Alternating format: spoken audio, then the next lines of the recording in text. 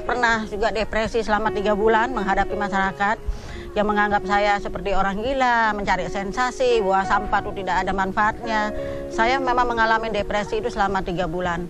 Bahkan pun suami saya waktu itu pun tidak mensupport saya karena menganggap kegiatan saya adalah aneh gitu Bu ya, dan tidak punya masa depan.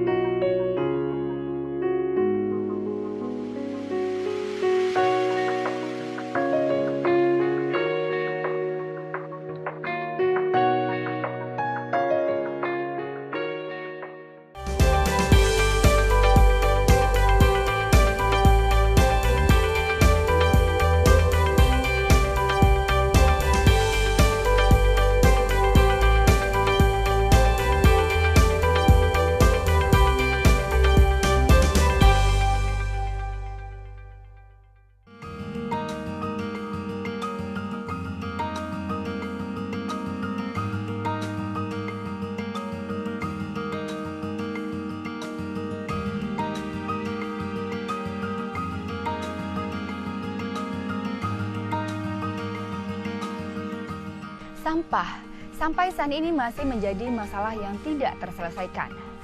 Jika penanganannya salah, bisa menjadi persoalan baru. Tetapi tidak dengan Ibu Linda. Di tangan beliau, sampah diolah menjadi produk bernilai ekonomi. Apa kabar Anda pemirsa Tanjung Pinang TV? Bersama saya Dewi Sarah dalam program Sekitar Kita. Sebuah program pemberi inspirasi, semangat yang dapat membawa manfaat bagi manusia dan lingkungannya. Pemirsa, saksikan Sekitar Kita mengolah sampah demi lingkungan yang asri.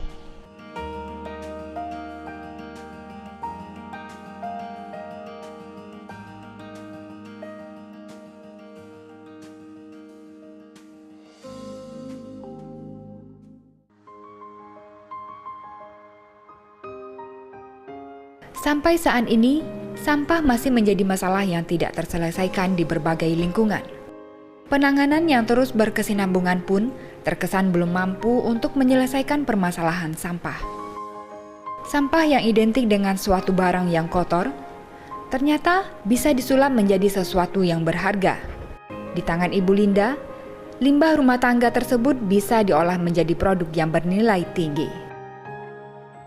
Siapa sangka, Linda Mardiono, seorang ibu rumah tangga dengan 3 orang anak, yang beralamat di Jalan Sungaijang, Gang Seijang 4 nomor 2, RT 1 RW 4 Kelurahan Sungaijang, merupakan sosok yang kreatif dalam pemanfaatan sampah yang berasal dari limbah rumah tangga.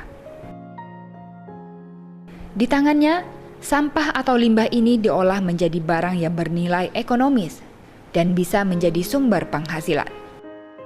Bagaimana awal mulanya Ibu terjun di daur ulang? Pertama saya memang dari keinginan sendiri. Itu pertama saya mengikuti kegiatan arisan PKK, ada sosialisasi mengenai pengolahan sampah. Itu tanggal 6 Desember 2009. Jadi saya semenjak mengikuti sosialisasi itu, saya begitu tertarik ingin belajar pengolahan sampah non-organik. Jadi saya terus berbuat sampai sekarang. Kenapa harus terjun di daur ulang gini, Bu? Kan masih ada yang lain gitu, usaha yang lain. Iya. Harus mengurus sampah segitu banyak gitu. Nggak tahu ya, mungkin dari hati nurani sendiri ya. Padahal saya juga pernah bercita-cita menjadi seorang polwan. Begitu saya tahun 1992 saya pernah ikut tes polwan. Saya gugur di Pantohir, terus saya kerja wira swasta dan akhirnya saya kembali ke Tanjung Pinang ini. Saya coba juga berusaha dengan jualan-jualan, tapi terakhir saya malah mencintai sampah.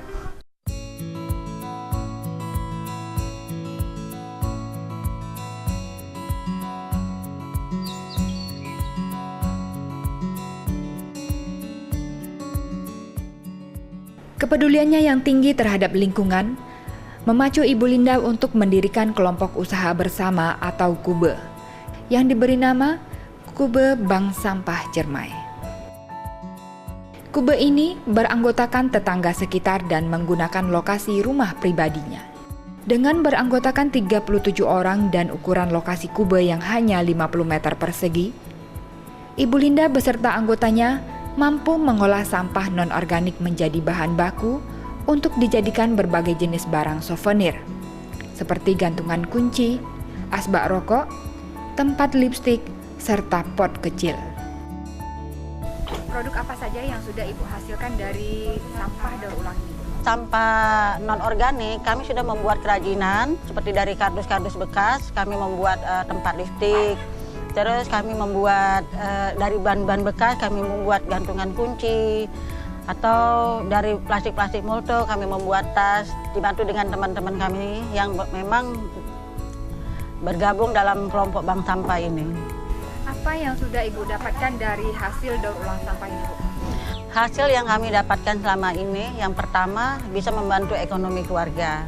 Yang kedua, kita bisa memanfaatkan sampah yang tadi bisa tidak bermanfaat, kita bisa manfaatin menjadi daur ulang ataupun pupuk kompos. Yang ketiga, kita bisa menjaga lingkungan untuk masa depan anak cucu kita.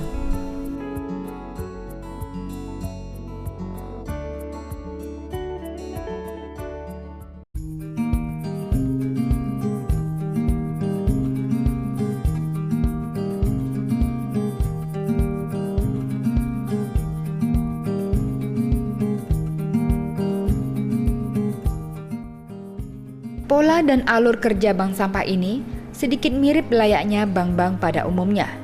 Bank Sampah Ciremai juga memiliki nasabah sebagai penyetor sampah.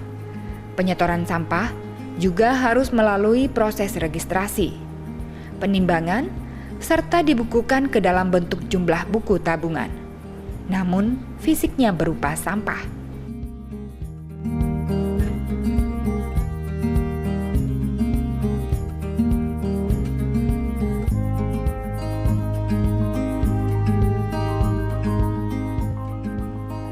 Bank Sampah Ciremai juga memiliki mitra kerja. Untuk saat ini, mitra kerja Bank Sampah Ciremai adalah bank sampah yang dikelola oleh SMK Negeri 1 Tanjung Pinang.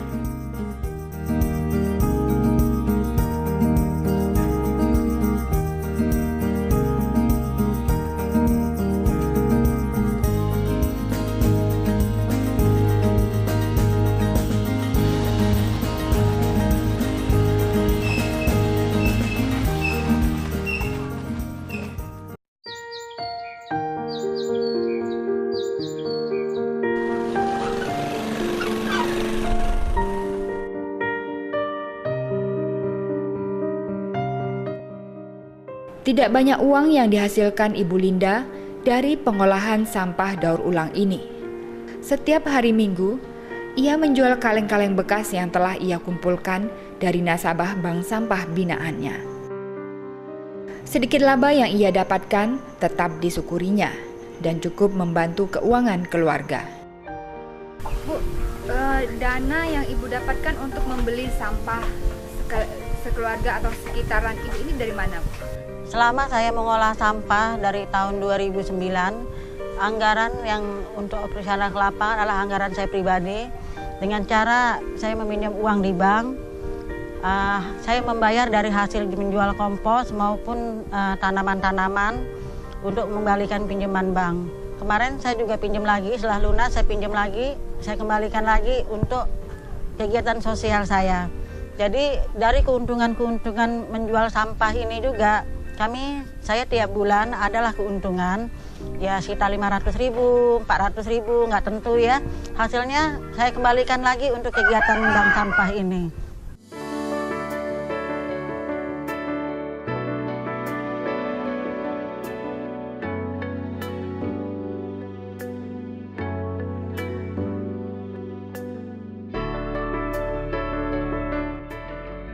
Selain mengelola sampah non-organik, Ibu Linda beserta anggotanya juga mengelola kebun wakaponik dan hidroponik.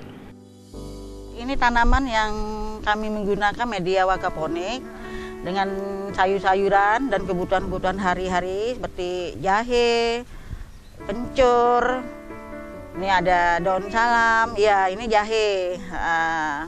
Yang kami tanam ya nanti kan juga bermanfaat untuk kita, nanti bisa untuk obat-obatan. Daun salam ini bisa untuk obat-obatan juga daunnya nih, nanti kan selain untuk masak, untuk bisa obat-obatan. Ini dipindahin lagi ke tanah ya Bu ya? Iya, nanti kalau dia sudah mulai besar kita pindahkan polybag yang agak besar. Jadi kan kita taruh pot, jadi tidak terlalu besar nanti dia. Bisa dipakai untuk kebutuhan masak ya hari-hari. Terus untuk obat juga bisa, kolesterol.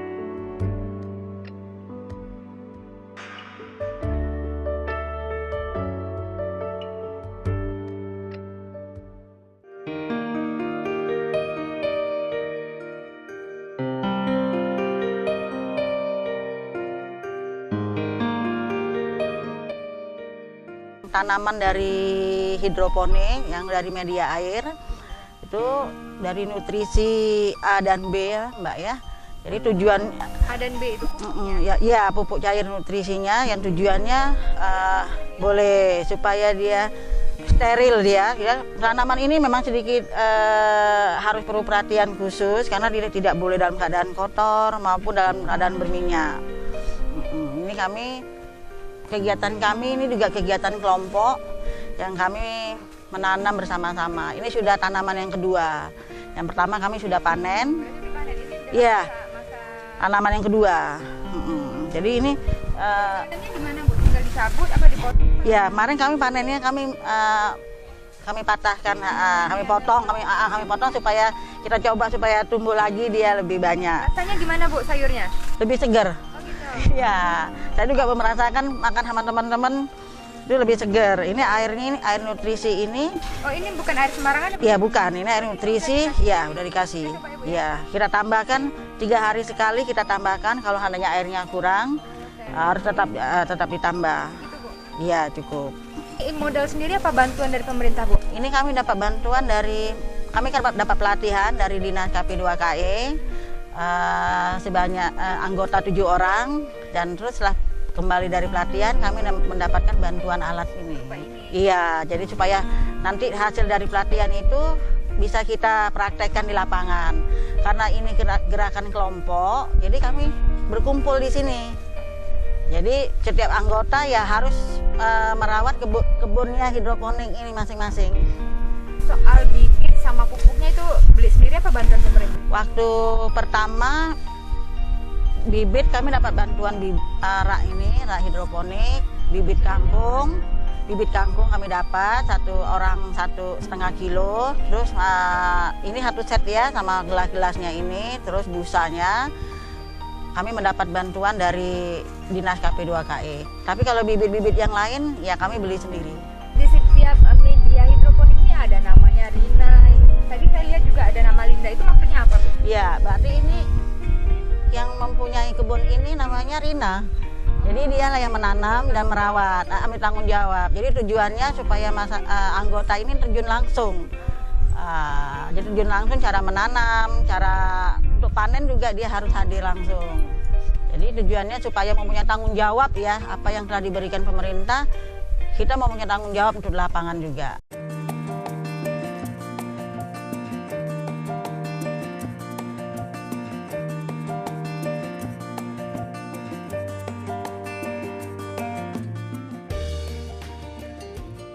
Kelompok usaha bersama yang diberi nama Taman Bunga Cermai Jelita ini juga mengolah sampah organik menjadi pupuk tanaman. Bahan baku pupuk berasal dari sisa sayuran dari kedai sayur yang tidak jauh dari rumahnya. Selain sisa sayuran, bahan pupuk juga berasal dari kotoran hewan dan serbuk kayu. Membuat pupuk kompos ini kita menggunakan dari sampah organik. Nah, sampah organik ini ada sisa sayur-sayuran ya yang sudah tidak terpakai lagi atau sampah rumah tangga, sisa-sisa rumah tangga. Terus dari serut kayu yang sudah lapuk. Iya, yang sudah lapuk kita gunakan kalau ya. Dikasih ini juga nggak Bu? Enggak. Nanti waktu dicampur kita kasih. Serut kayu yang sudah lapuk ya. Jangan yang masih baru. Kalau masih baru masih ada obat-obat untuk kimianya. Terus kotoran hewan ini. Tujuan kita mencacah-cacah gini adalah mempercepat proses pembuatan kompos. Jadi kalau seperti ini tidak kita cacah, ya ini bisa 2-3 bulan baru jadi. Tapi kalau seandainya yang sudah kita cacah gini, bisa hanya 2 minggu udah bisa jadi. Nah, tapi semakin cepat kita sering kita olah, kita gaul gitu, itu 1 minggu udah bisa jadi. Jadi untuk ukurannya 8 kilo sampah organik, 1 kilo serut kayu, 1 kilo kotoran hewan. Iya, itu skala rumah tangga. Iya. Nah, untuk obatnya sendiri gimana, Bu? Obatnya kita siapkan untuk ini sayur-sayuran yang sudah kita potong ya. Yang sudah kita potong. Nih. Kita air biasa. Ya sebetulnya sebelum kita menggunakan ini, kita obat yang sudah kita campur itu ada campuran gula merah atau gula putih. Jadi kan kita ini skala rumah tangga nih. Nah kalau skala rumah tangga cukup 1 botol aja, 1 tutup botol untuk 1 liter air tambah gula merah. Ya untuk membagikan mikroba dulu. Kita biarkan 1 malam, kita aduk ya. Kita biarkan dulu 1 malam. Ya, kita biarkan 1 malam. Kita kalau belum kita pakai, baru kita campurkan nanti kayak serut kayu. Kita masukkan serut kayunya. Ini apa nih, Bu? Ini kapur dolomit untuk mengurangi keasaman tanah. Jadi tujuannya seperti jamur-jamur, bisa untuk matikan jamur-jamur yang tidak bermanfaat. Ini kapur pertanian ini. Ini sangat mudah, bisa dilakukan ibu-ibu di rumah ya, karena manfaatnya cukup baik untuk tanaman. Jadi daripada sampah-sampah organik ini kita buang percuma dan sia-sia, ya lebih bagus kita membuat pupuk kompos, bisa digunakan tanaman di rumah. Ya ini kita kasih dulu, jangan terlalu banyak, hanya lembab-lembab seperti itu ya, supaya tidak terlalu, karena kompos ini yang kita jangan salah pengertian, kompos ini jadi bukan karena pembusukan tapi pelapukan. Kompos yang bagus dan sempurna itu yang terjadi adalah pelapukan. Jadi banyak ibu-ibu atau masyarakat yang kurang paham selalu menyebutkan kompos itu jadi karena terjadi pembusukan. Jadi kalau berlebihan ulat-ulatnya itu busuk, gagal. Gagal itu harus dikurangin dulu airnya supaya dia nanti udah normal lagi, baru kita olah lagi komposnya. Ya seminggu, tapi tiap hari 2 hari sekali lah kita aduk sampah organik ini. Ini kita tutup, kita tutup dulu, kita tutup supaya tidak kena hujan atau kena sinar matahari langsung. Nanti kompos ini kita biarkan 3 hari lagi kita buka, baru nanti 2 hari sekali kita aduk supaya cepat terjadi proses jadinya kompos itu. Jadi ini kompos ini bisa untuk tanaman wakaponiknya tadi? Iya, wakaponik. Karena wakaponik harus menggunakan kompos ini. Ini kompos kami yang sudah jadi, bisa kita manfaatkan, kita gunakan untuk tanaman-tanaman. Ya, kalau seandainya masyarakat yang mau membutuhkan, kami jual juga. Tapi saran kami pertama, buatlah di rumah. Jadi sebetulnya kalau masyarakat mau peduli dengan sampah dan tahu manfaatnya, kompos ini nggak perlu dibeli, buat sendiri. Jadi saya bersedia mengajarkan masyarakat untuk membuat kompos di rumah.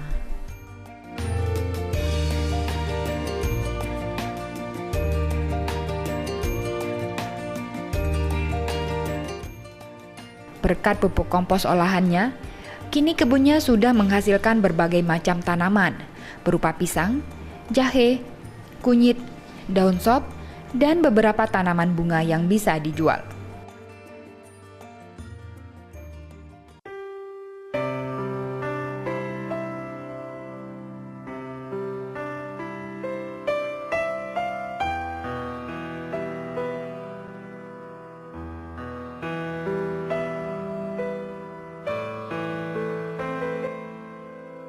Tantangan apa, Bu, yang Ibu peroleh dari misalnya dari keluarga, dari masyarakat, usaha Ibu? Tantangannya banyak sekali ya, yang jelas pada diri kita sendiri, terus keluarga dan masyarakat juga masih menganggap hina dalam pengolahan sampah. Tapi dengan berjalannya waktu saya bisa membuktikan bahwa sampah adalah emas. Jadi sedikit banyak dari keluarga maupun teman-teman sudah mau membantu. dalam kegiatan pengolahan sampah ini. Ya memang banyaklah tantangan. Saya pernah juga depresi selama 3 bulan menghadapi masyarakat yang menganggap saya seperti orang gila, mencari sensasi, bahwa sampah itu tidak ada manfaatnya. Saya memang mengalami depresi itu selama 3 bulan. Bahkan pun suami saya waktu itu pun tidak mensupport saya karena menganggap kegiatan saya adalah aneh gitu Bu ya, dan tidak punya masa depan. Tapi saya terus membuktikan bahwa sampah itu adalah emas, dan saya terus berusaha membuktikan bahwa saya bisa berbuat dari sampah ini. Tanggapan anak-anak Ibu, anak-anak? Awalnya mereka malu. Saya bertanya, malu nggak punya bunda sampah? Mereka menjawab malu. Kenapa malu? Ya mungkin mereka menyatakan mungkin tidak berani. Saya bilang, kenapa harus malu, daripada kita mencuri atau meminta. Saya menjelaskan. Akhirnya anak-anak sekarang mendukung, bahkan mereka membantu. Kalau saya lagi bekerja, mereka ikut membantu saya.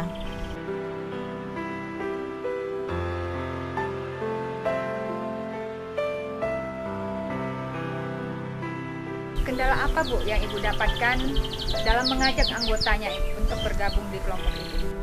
Yang pertama, memang kurangnya sosialisasi. Terus yang kedua, kurangnya pemahaman teman-teman di manfaat dari sampah.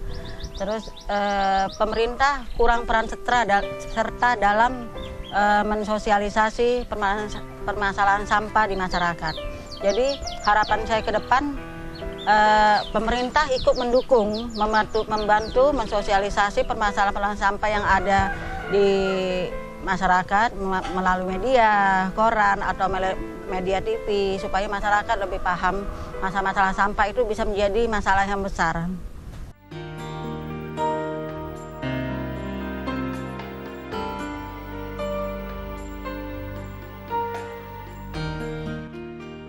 Tidak ada hasil yang mengkhianati usaha. Begitulah pendapat Ibu Linda.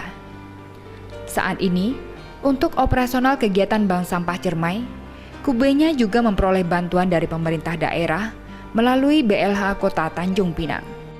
Baru-baru ini, Bank Sampah Ciremai juga mendapat bantuan motor Kaisar untuk mengangkut sampah dari nasabah.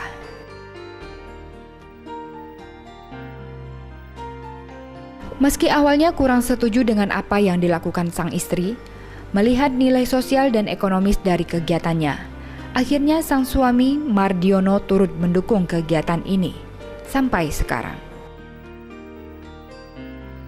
Awalnya ibu ini ya ikut-ikut dari organisasi kelurahan. Ya kita sih awal-awalnya sih nggak setujui gitu ya kan.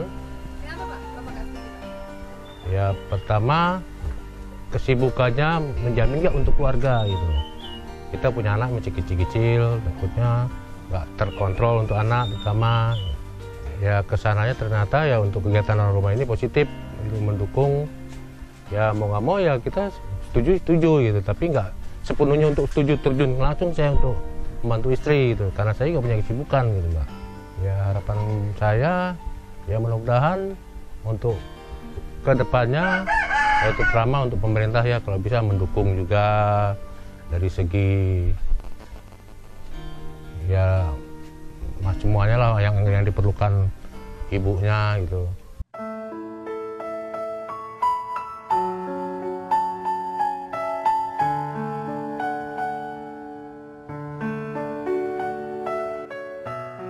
Di lokasi Bank Sampah Ciremai yang saat ini masih terbilang memiliki lokasi yang cukup sempit, Ibu Linda berharap untuk bisa memperoleh bantuan tambahan lokasi guna mendirikan butik daur ulang sesuai mimpinya dan para anggotanya.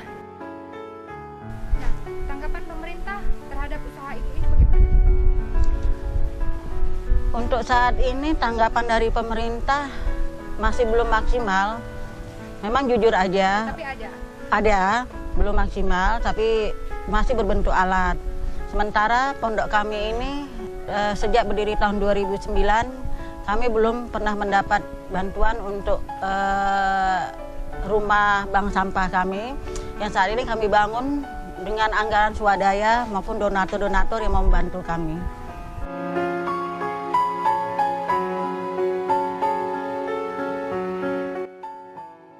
Dukungan juga disampaikan oleh salah seorang anggotanya.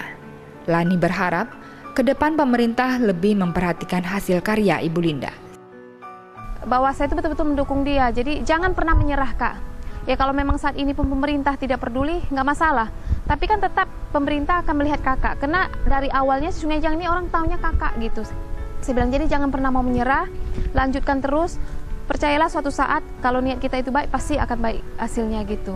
Kalau saya pribadi melihat Mbak Linda ini sosoknya itu orang yang gigih, pantang menyerah, dan mau berjuang. Itu yang saya kagumi dari dia.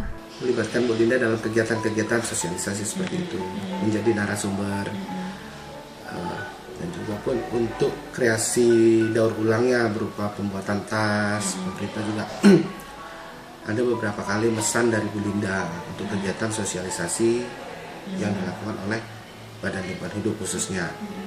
Mungkin yang perlu ditingkatkan peran serta pemerintah atas apa karya-karya Bu Linda ini. Harapan saya kita promosi ya, pemerintah mempromosikan bahwa ada pengelolaan sampah skala kota terletak di bank sampah Cermai, Sungai Jang, ya kita masyarakat itu bisa dapat aktif. Kedepannya Ibu, impian Ibu terhadap bank sampah Ibu ini bagaimana, Bu? Keinginan saya pribadi, ya mungkin dibantu dengan teman-teman nanti, saya ingin membuat kampung wisata, khususnya Kelurahan Sungai Jang, yaitu dengan dibikinnya butik daur ulang, yang karena selama ini pemasaran untuk daur ulang ini, pemasarannya kan sangat sulit sekali untuk di Tanjung Pinang ini. Jadi harapan saya bisa kita membuat butik daur ulang. Dan harapan saya ke pemerintah pun, tolonglah bantu bahwa pengolahan sampah ini kan sangat bermanfaat untuk masyarakat, bahwa karena sampah ini sudah cukup bermasalah. Jadi harapan saya ke pemerintah juga, kami ini kader-kader lingkungan ada perhatian, minimal dari nilai ekonominya kami bisa dibantu. Karena bisa dilihat sendiri bahwa Pondok Bank Sampah ini cukup prihatin sekali ya dengan kondisinya seperti ini. Pemisahan sampah berdasarkan kategorinya diperlukan untuk pengolahan yang lebih lanjut, agar bisa digunakan kembali seperti pupuk kompos dan sampah daur ulang. Kedepan, semoga akan lebih banyak orang yang peduli terhadap lingkungannya, bukan hanya Ibu Linda, tetapi kita semua, untuk lingkungan yang bersih dan sehat. Sebaik-baik manusia adalah manusia yang bermanfaat bagi orang lain. Hal itu tercermin dari kegiatan Ibu Linda bersama Kube Bank Sampah binaannya. Selain kemauan yang kuat dari anggota dan mitra, dukungan pemerintah sangat diperlukan untuk kemajuan bank-bank sampah yang ada di Kota Tanjung Pinang. Pemirsa, sampai di sini kebersamaan kita, tetap saksikan sekitar kita hanya di Tanjung Pinang TV. Sampai jumpa.